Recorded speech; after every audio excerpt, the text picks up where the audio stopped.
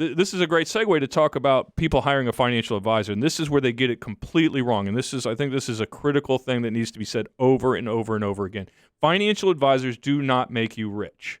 Their job is to guide you on taxes, administrative issues, required minimum distributions, complex government forms, beneficiaries, trust documents. There's a myriad of things that we're involved in as a quarterback, as a guide. Yes, we manage money, and I would argue that I'm probably better at it than you are, right? Because I've been doing it for a long time.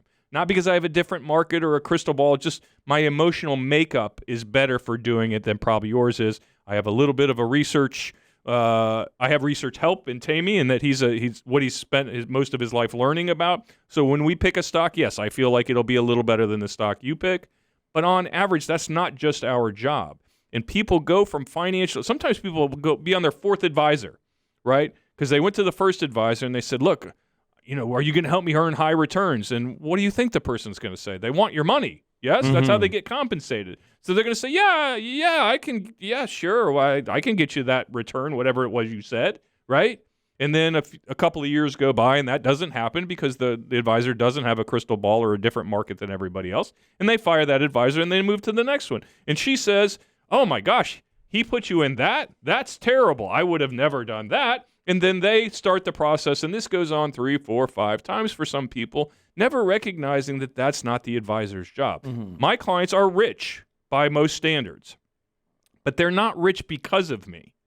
They're rich because of them, because they saved, or they had a great business, or they invented a widget, or they sold a business, or who knows what they did. They were a great physician or a great teacher, or, I have teachers that are millionaires because they saved. I have lawyers who are millionaires because they make a boatload of money, right?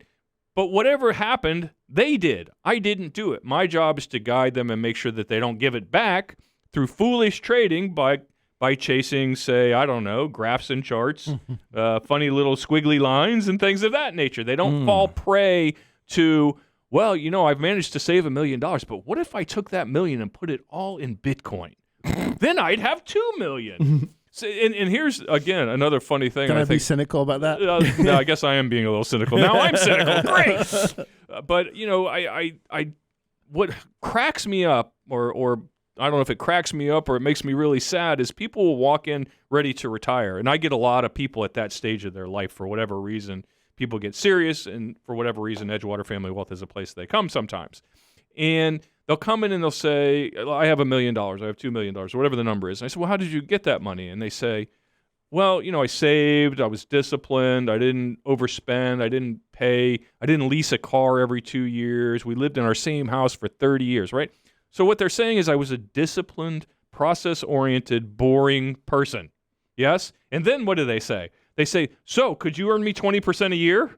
Right? So they've spent their whole life accumulating money by being boring and doing the right thing, quote unquote, and now they want to completely change strategies the second they retire. That does not make any sense. What got them there will get them through the rest of their lives.